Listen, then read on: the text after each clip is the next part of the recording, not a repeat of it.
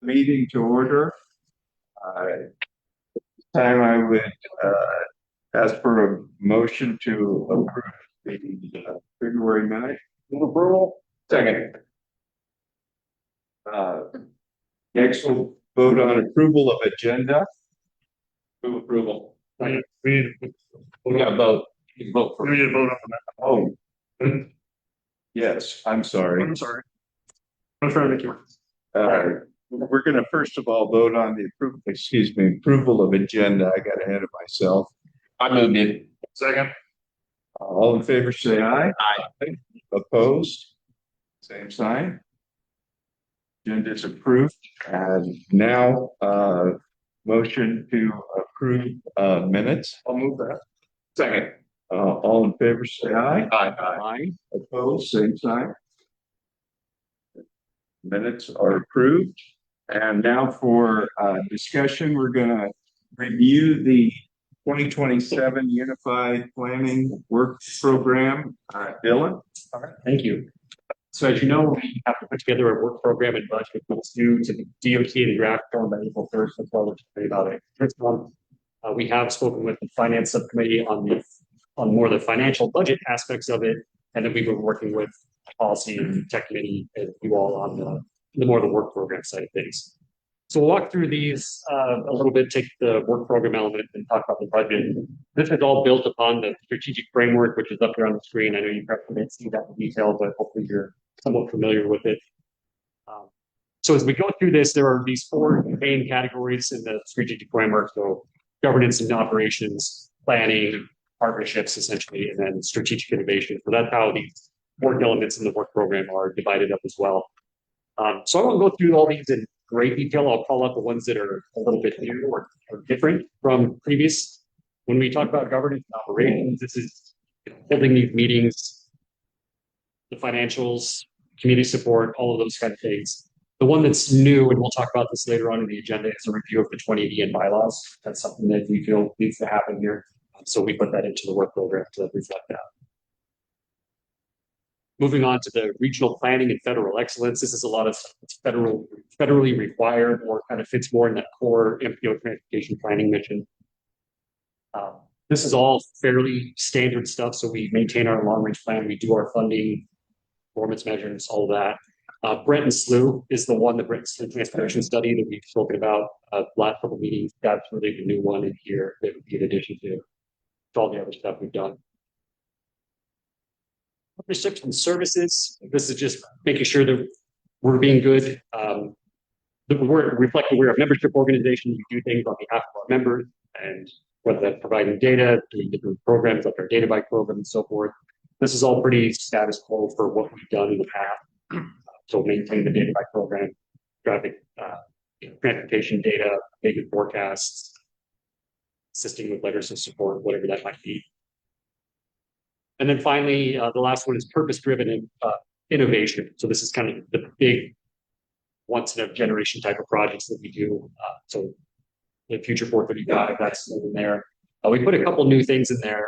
One is the Grimes line abandonment. We've spoken about that in previous ones. This would be the getting involved with, as the railroad abandons that line from Des Moines to Grimes, helping facilitate the process that preserves it as a future transportation corridor, whether that's a trail or something else, but that's something that's kind of in motion right now. We'll probably continue into the next fiscal year. And then the Vision Zero program. So we talked about the policy meeting. We'll talk a little bit about more today of a program to help implement the comprehensive safety action plan, do roadway safety audits, and make sure that we're addressing the safety program that we put together in a comprehensive safety action plan. Just a quick question. I remember you talking about that on the rail line. So a few weeks back, just remind me again, does a railroad like sell it to you for $1 or lease it for 100 years? No, not to say they don't ever, but that would probably be the case. Okay. So just a quick update on where that's at is, as the railroad, I don't know exactly where they're at. They put an intent to abandon, then they have to officially file to abandon, and I don't know if that's happened exactly yet. They were supposed to do that by now. But then basically what we would do as a region is, and Iowa Natural Heritage Foundation is very familiar with this, is going to help with that process, is put together basically a request or petition to pause that so that we have time to demonstrate that essentially there's another use for this. And the railroads are accustomed to that. They're anticipating that. And then we would figure out what happens to this corridor, who owns it, how much is not purchased for, all those other things. But right now we're focused on just getting our foot in the door. As a region or not, because if we don't purchase it as a region, then each individual component adjacent landowner could purchase it individually. That's the part I was wondering. Yeah, the way the railroads set up and acquired land to begin with now comes back to play. If they can't find the original owners, they're pretty confusing and complicated. But we have basically a 30-day window from the time they put forth the abandonment to put in our petition to say, let's pause this. And that's what we're doing. They make us pay like a fair market. At some point, that's probably the case. So it's not like, hey, I'll give it to you for $1, everybody. Most likely not. And then it has to be We've caused you all kinds of grief. right, and then they could actually reuse it and repurpose it back. They would have a right of Yeah. to come back. That's one point. Yeah. Okay. One more stupid question. I don't think those are stupid. Well, it's complicated. Page to tear it all up. So the railroads are required to come in and take it out. Okay, So they have to take out the rails, the ties, fix the street if it crosses the street. So that's on that. So how far does that go down? I mean, I know it starts in Grimes, but it comes down into Des Moines, right? Where does it go in Des Moines? It's kind of, Central campus. yeah, basically down there. Yeah, that's what I asked. The old tech eye is that, I think it goes into there. So does it go down like parallel to MLK? Is it that line? It comes down, it does parallel the main line that goes east-west. It does come in parallel to that. Okay. For a while, and it eventually connects to it because that's how they get up there. Yeah, okay. But where it exactly connects. I don't think it goes It's right through south of Grand and behind you, it's right behind my house. Okay. but I think it stops at about Central campus. Yeah, Somewhere right in there. Yep. it does. Stops. Yeah. Yeah, or it connects to the main line. So that's where that would. Okay. So where, if it became a trail, where would it pick up? So it's to a the trail? different trail than what we have currently. Do we have any trails that, I mean, there are, that go up to Grimes from Des Moines? In roundabout, but not directly. Okay. It does parallel a lot of the flag trails. Yeah, Okay, so. and an Urbandale will come up across the Stickman just by where competitive edges just down the hill there. So back behind some of our neighborhoods, crosses over on Douglas, right by Homemakers. Yeah. They look essentially bisects Homemakers and just goes north. Oh, yeah, because it's right in between. Okay, yeah, I know, okay. So there'll be more to come on that project in particular, but there was a meeting a week or so ago that I know Ted and Connie promoted to that. To learn more about the process. Yeah, I know way more about railroad abandonment than I. You must.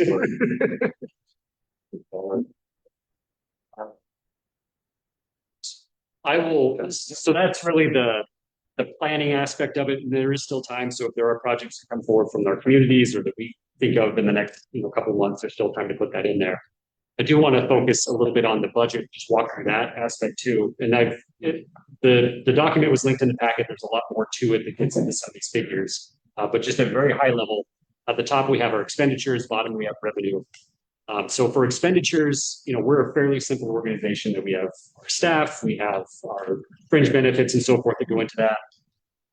We have our indirect costs, so that's rent and phone and, all of those types of things.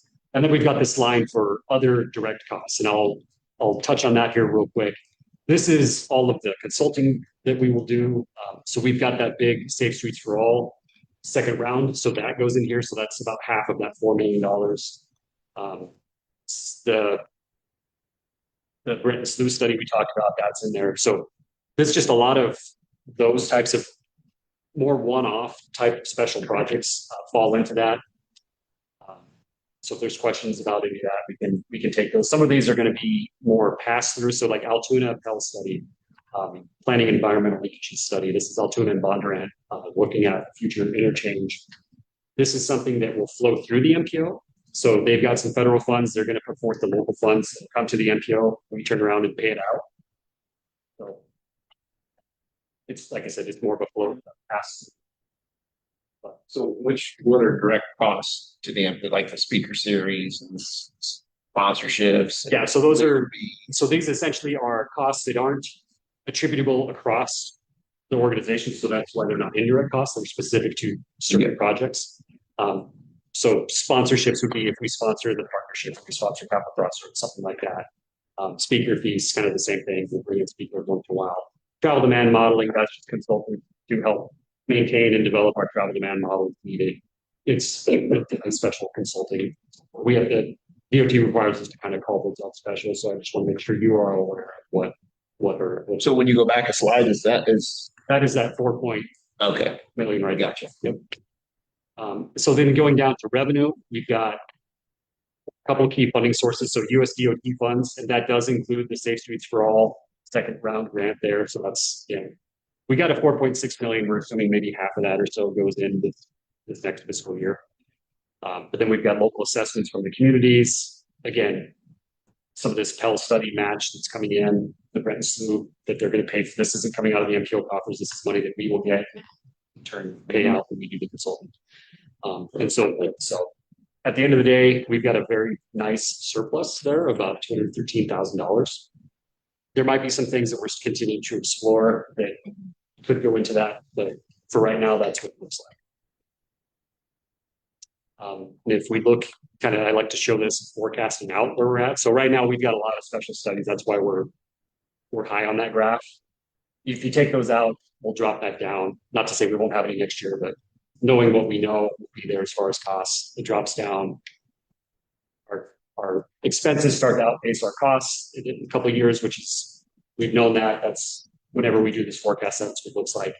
This green is our surplus right now, our reserves. So if we need to start using some reserves, that'll carry us out for another several years. So pretty, healthy right now. This is something that always looks like this. We monitor it. If we need to update it, we can. If we need to look at the dues structure, we can. But right now, no suggested changes to that. That's what I have for you on this. If there's any questions, further clarifications, anything, happy to do that.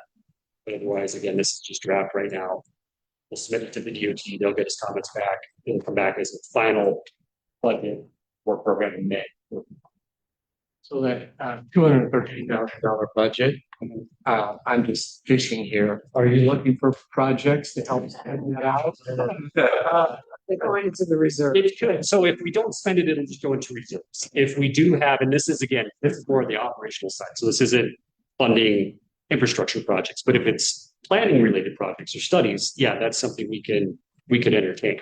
We have a policy, I can't recall, on how much our reserve percentage should be. Yeah, it needs to be it's essentially 3 months worth of operating. That's what that comes out to. It's 30%, 3 months. So we'll stay at that even by adding to the. Correct. So this line there is what we're required to have for that reserve. Okay. And so you can see we're well above that until we get to about 2035 based on. But do we have like, as part of the policy, do we have a match? Oh, that if once we get a certain amount, right, we start to spend it down or something. We don't have that. That has come up in the past. But I think the understanding has been too that if we do spend it down, that just makes skip us flying faster. Yeah. So not to say we can't and we shouldn't, but You get to a certain point and it becomes. yeah, we don't have to carry. Yeah. Okay. And again, there's some things that we've talked about, especially with that funding review, potential future staffing needs and so forth that could drastically change this. So as we get further along with that, that could heavily change with this subsection. 200,000. You're welcome. You're looking good. Like I said, there's a few things we're looking at too that could actually, it won't take that whole term, but like something.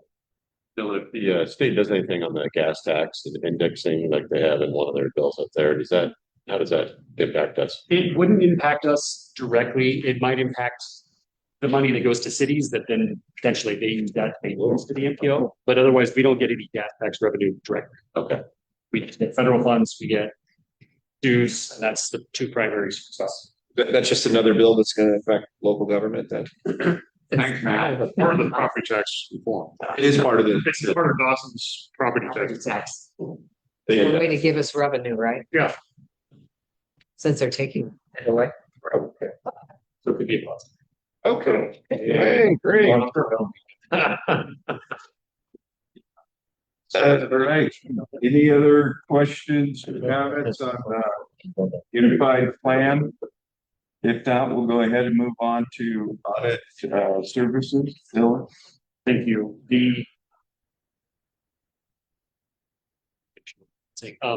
So audit services, we are required per our policies and procedures manual to do an RFP for audit every 5 years, and it's been 5 years. Our current auditor also told us that we had a contract with them that went a certain amount, so we're out of that contract, and they told us the costs are going to increase by at least double, maybe triple what they have been. So it was a good time to go out there and do this anyway. We've worked with the finance subcommittee we took basically our RFP last time, we've updated it. We, stole from West Des Moines and some other communities that have done this more recently and issued the RFP. So that went out last week. We sent it to 10 or so different firms. Responses are due April 3rd. So I'm anticipating that at the April meeting, April policy meeting, we would have a recommendation. Did you have to send one to them and just? We did send it to them. Okay. Just to see where it's at. They very much said, yeah, send it to us. Hopefully they'll respond. Frankly, it's probably good to rotate. That's the reason to have it in there. Yeah, agreed. You don't want to have the same auditor forever. Yep. So if anyone's interested, it's on our website. If you go to the RFP section and see what the RFP looks like, if you have firms that you want us to send it to, feel free to let us know. To Hyde Bailey. They do a lot of public. I don't know that we did. We can do that. They don't have a local office, so they do a lot of public work. So Hey, a local office now. do they? Financial Center. Lakeville runs it. He's my breakfast club. Oh, okay. Yeah, they're very good. Big office too. PIDE, Bailey, I think it's BAILL. No, they'd definitely be somebody to reach out to. Okay. We'll do that. And the finance subcommittee will help us review those. If we need to interview anybody, we'll do that. But it's a fairly aggressive schedule here, so we want to make sure we're getting everything done in time for the next audit. So if there's questions about that, happy to take it. Otherwise, we'll keep you updated on how to the information. Okay, thank you. Next item would be MPO office lease. All right. So this is something we haven't really brought to you yet. And if you've read the agenda packet, that helps, but I'll try to clarify what's going on here. We have our current lease goes through 2028. So end of November 2028. However, there's a one-time termination clause there that says if we were to give notice by this May, we could be out by this November. So knowing that was there, we thought it was important to look at what our options are. So we had worked with R&R Realty and we looked at several other sites on paper. We went and toured 6 other sites roughly that we looked at. And then with R&R's assistance, they sent out to get more information from 3 sites, including our current one. So this site and 2 others. What came back was our current landlord, which is NAP properly, put forth a couple of options to extend our lease, and I'll talk about those here in a minute. One of the other sites we looked at was 800 Walnut. This is a former Wells Fargo site.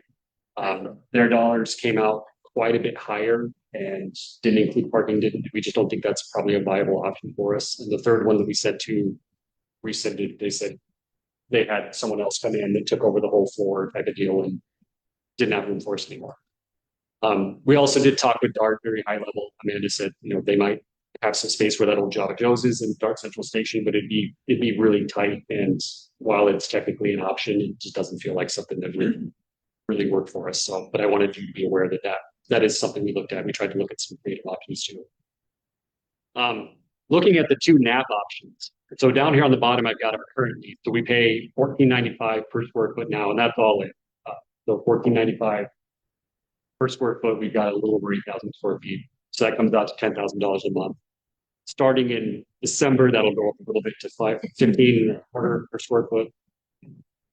They put out 2 options. One would essentially be to extend our current lease. So again, through 2028, extend it 3 more years. So that put us here 5 more years total from where we're at roughly right now.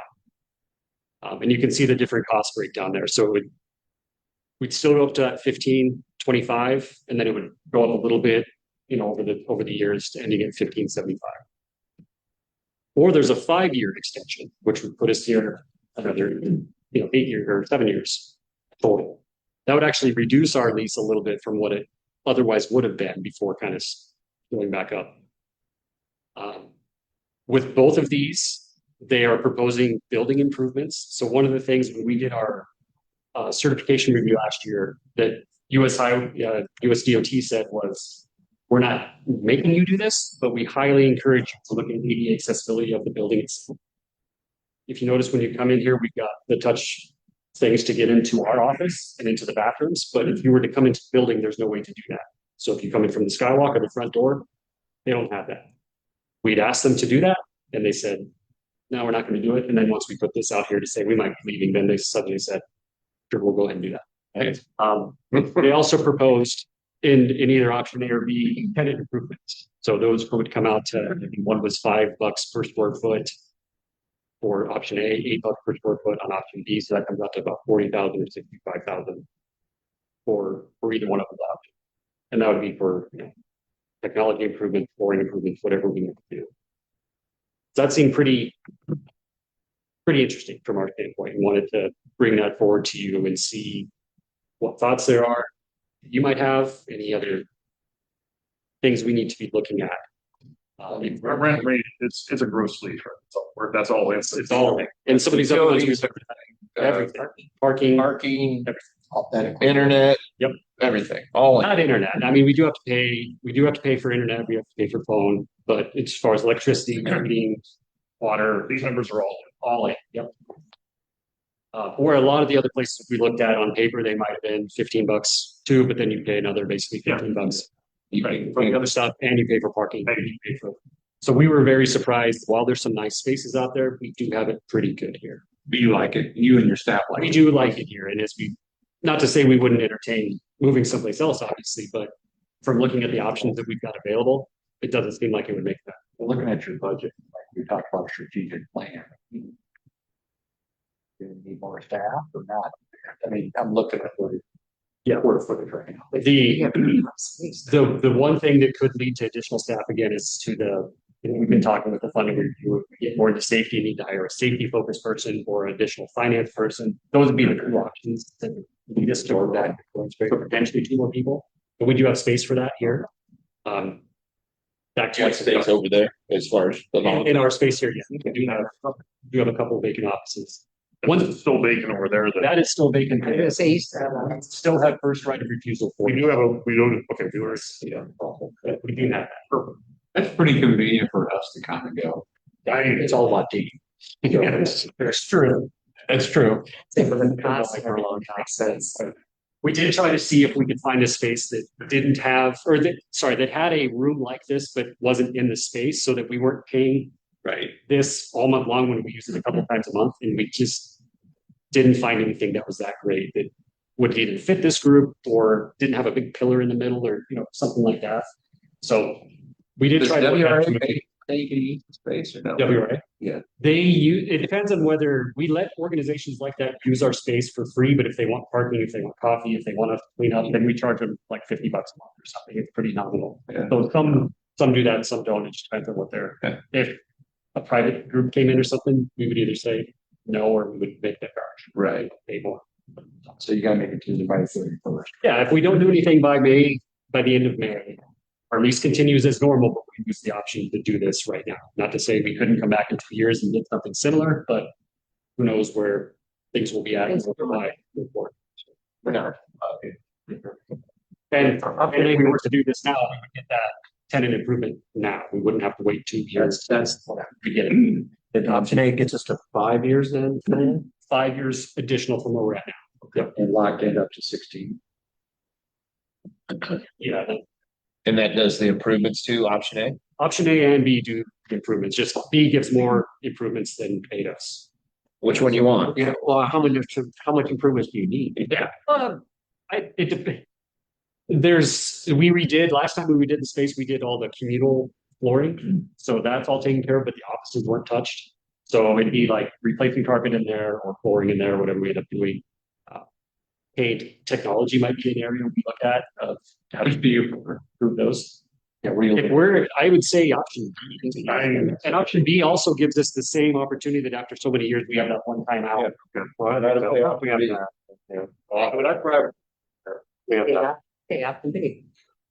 I like having a parking garage. Sure.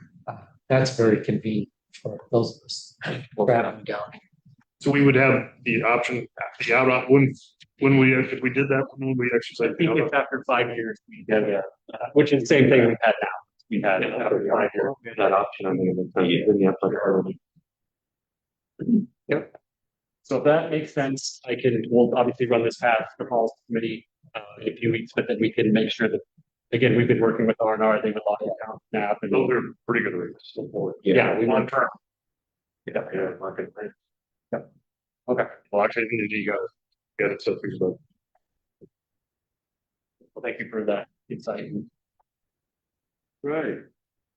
Funding review update, Dylan and Marcus. Thanks. We wanted to recap after last month's policy meeting. I know we went through a long presentation of where we're at in this process. We don't intend to go through that all again unless you have questions. But we did just want to provide a little opportunity here to update you on what we've heard and also just see if you had any further questions, insights, and so forth. So what we've done since that policy meeting to now is we had a meeting with our technical committee this morning and walked them through the whole thing. And they were supportive of the same things that we presented as far as how to move forward. We did meet with a couple of the tech committee representatives from that earlier this morning too, and walk through a little bit more of the technical, what the scoring would look like and have a good direction there. The Vision Zero Roundtable met, was that just yesterday? And they talked about this a little bit too. I don't know if there was anything substantial that changed or came out of that, but at least they were aware of it. A couple things that we have since learned. I think when we presented this last time at policy, we said Columbus, Ohio is doing some work on this and they are using PFM. We have since received their scope of work and budget and what they're paying for that. If I meant to call this out, I failed to do in the budget that I presented to you. We did put $30,000 in there for something like that if we choose to do so, because if they're charging 30,000 flat fee, we put 30,000 in there if we want to do the same thing. So we're still talking to Columbus. Luis Montoya with DART, if you don't remember, he came from the San Francisco area. And when he heard about this, he's like, oh yeah, that's what we do in San Francisco. That's just a normal thing we do with this funding swap idea. So we're talking to him on Friday. We're also talking to the San Francisco MPO on Friday too, to learn more about what they do, how they do it. Former MPO planner works for the MPO out there now, so we had a good connection to do that. We have the funding review committee will meet next week ahead of policy meeting. So we'll take what we've heard, present it back to them, continue the conversation. But like I said, if there's any further questions you've had, if you had a chance to reflect on it, think about it. If there's anything we need to discuss here, happy to do that now. Otherwise, just wanted to keep you updated where we're at in this whole process. Questions, comments? Thanks for the update. Next item is 2080 agreement. Bylaws and review. Yes. Another thing that I hinted at a couple times in my director's report is, and I mentioned under the budget work program item, is to review the 2080 bylaw. We last updated all of these in 2018. And this is where we made the shift to have a larger executive committee with the sub areas and all of that. Again, when we had our certification review last summer or last spring, USDOT said, it's been long enough. We think you should probably update these. In their review of it, there were some things about population that they felt needed to be updated. We've updated the planning area. We've just had some organizational evolution, and that was something that they called out too, where they looked at it and they said, who's really running the show here? Because you talk about the executive committee, you talk about the policy committee, like who's actually, and I know that was a big conversation in our governance review. That was a big conversation in our governance review. So we think it's just time to make sure that our bylaws and our 2080 are caught up to where we're at with what we're doing. I've had some pretty preliminary conversations with Scott where we've gone through and have identified a few key areas where, maybe some areas we need to focus on. So making sure the population and, piece is clarified. Right now, it just says we will use the population, the census population or population estimate. It's like, well, what does that mean? Does that mean we go up only decennial census or official census, a special census, or could we use this census update that comes out every year, or census estimate that comes out every year? Yeah, Those- we got the mayor and the mayor said this. Yeah. And we go by the census estimate that comes out every year, and that back to our budget keeps our assessment revenue increasing without having to increase the assessment rate because of the dollar per capita. So that per capita number keeps changing, not changing the dollar. But there's nothing in our bylaws or 20 says that is how we can do it. So we want to make sure that's kind of stuff's cleaned up. Some of the issues specifically with this committee of how you're selected, especially when you're in sub areas. I know that is sometimes a nightmare of who decides and who does what, and you've got to have little caucuses. And it sounded good in theory, but in practice, maybe that could be cleaned up a little bit. So we've got a nice rotation going now. So those are some of the things we want to make sure we've got figured out. So I wanted to let this kind of serve as notice that we're going to be looking at this. If hopefully you're supportive of that. If you're not, we want to hear that now. If there are other areas you've observed that we need to make sure we're addressing, we want to take that input too. If you just want to leave this up to me and Scott, we can put something together and bring it back to you. If you want to have more involvement, by all means, we would welcome that as well. So just kind of showing you what we're up to here and what we're planning to do. But if you have insight or recommendations, like I said, happy to hear those. I don't trust you to get ahead. What, Scott? All right. Legislative update and DC list. Dylan? I promise I'll stop talking for you. Okay. At the state level, a couple of things that we're looking at is SUDAS. If you're not familiar with SUDAS, it's statewide urban design standards. They go into how roads and infrastructure are built. There's been some changes or legislation proposed and passed out of the House yesterday that would change the structure of the SUDAS board and put more emphasis. I think there's a 15-person board. It would make 8 of those people are non-city representatives, non-engineer. It would be home builder, those types of folks. Not to say they wouldn't be engineers too, but they wouldn't be representing the interests of cities. That was of concern. We had a really long conversation about that at the tech committee meeting earlier today.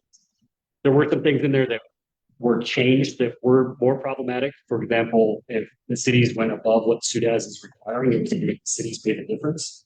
That has been taken out of the bill, so that's good. But there's still some things that are kind of concerning. Yeah, I spoke to our city engineer about this. This is very concerning. This is gonna pass costs on the cities. Right. They would change some of the things you have to do if you do want to go differently than SUDAS, just procedurally things you would have to do at your city level to have a hearing to show that you're doing this differently and understand the cost differences. You put a bunch of home builders and engineers, you put a bunch of people on that board that. Well, but I read the amendment, though, they increased it to 16, and it was going to be split evenly between essentially government and. I don't know. I'm looking at Marcus to watch that, but I'm not sure. I know they added 2 seats for the. I thought they had some years 3. Anything that we go about. Yeah, they added 2 for the council engineers and 1 on the developer side. So I thought they made it like an even split. We can look into that. And also required some of those to be engineers too. Right. Yeah. So we'll look into that more, but just obviously it's not past everything yet, but it's moving along. There's a bill to eliminate smart planning principles that also passed yesterday, but it doesn't have a handy bill. City pays. That got some bipartisan.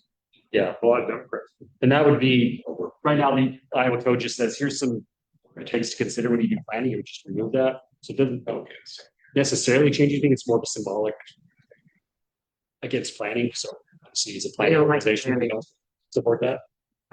What is the rationale behind that? Or affordability for houses. They think it adds too much cost to housing. So that was the rationale. Yeah, but it basically pushes it off on all the other taxpayers.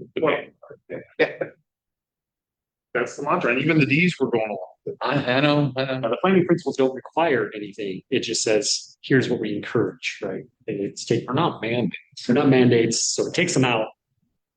The city can still do everything it wants to. It's probably more of the smaller cities that don't quite know. I don't what exactly would change. I know this was a question that was asked to Marcus as his role as APA president, but anyway. And that's the fear that it could lead to something like control where they go. There's still the bike safety bill and the property tax bills, still watching those. But obviously, you're probably all fairly close to what's happening in the state level. If we look at the federal bill or federal tracking, again, they're saying that they're going to start releasing language sometime this month on both the House and the Senate side. Everyone seems to be pointing in the same direction. It's probably just going to be a matter of, do they have the bandwidth to work on this right now and get something passed before the end of the year, when now you have conflict in the Middle East, you've still got DHS, Homeland Security appropriations, you've just got all these other things. And where does this come into play? Knowing that we also have midterms and people are going to stop doing work and start campaigning a little more pretty soon.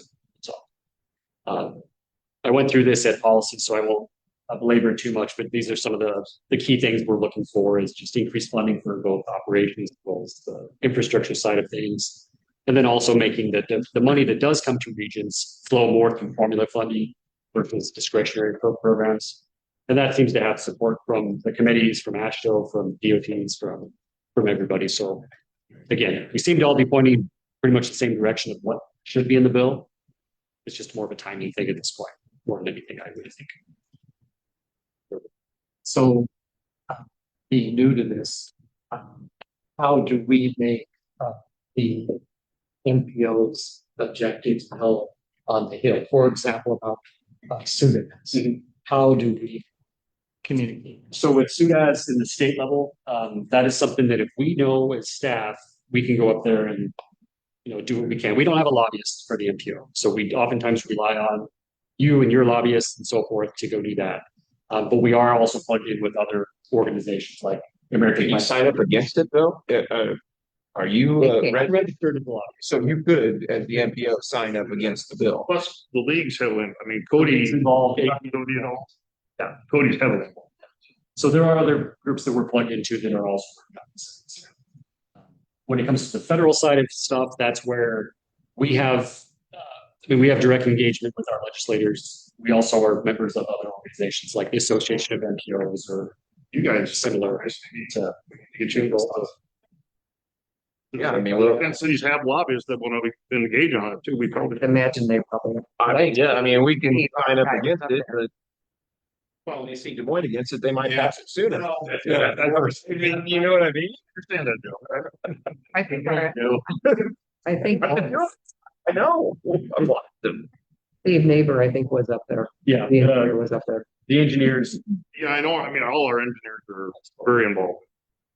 The other thing, and So it's going to be available for the Senate now. So that's where we need to focus it is on the Senate. But we don't know exactly what's in the bill. There's a bill that was amended on the floor yesterday. That bill here. So it passed out of the House with an amendment. And again, I think it adds 3 members total. It seemed to soften it up some. But it's still not a good. That was better than it does was. it put it more on local government then? Is that? It's going to put it. That's going to be the thing. And what I'm worried about is it's going to be an incremental thing. They'll come back next year and try to tinker with it and make it worse next year. So I'd just soon kill it rather. It's not horrible now, but it's probably a platform to make it horrible later. You're gonna have people on the board that's in their best interest to push SUDA's recommendations down so that the city has to pay more when they develop housing. So they're always going to do that. That's just what They're making the argument that say affordable housing because it can correct infrastructure is extremely with the infrastructure project. Well, it means you can make, yeah. So they make the houses more affordable by the city and the taxpayers that are already there paying. And they act like they care about affordability. They only want it because it's a higher profit, but a lower quality. And even It's not about what we heard at the tech meeting was, the home builders and so forth were pushing this, and they said even it's gone further than what they even intended or wanted. Yeah. So, Careful what you wish for. Yeah, we see some of these developments come in and the infrastructure they put in, instead of paving the street, it's the whole paving that's recommended. They pave it to a driveway. Right. And so it breaks up within 10 years and they want the city to come in and fix their. Yep. That's how we all deal with HOAs right now. Right. They build that down and then the HOA wants to turn it over to us and we say, no. This just makes that worse in my mind. Absolutely. They made their money off of it. They lost. Because Regency, my Right. brother. Because we told Yes, we gotta fix it. Right. Or it spreads the cost among all the factors.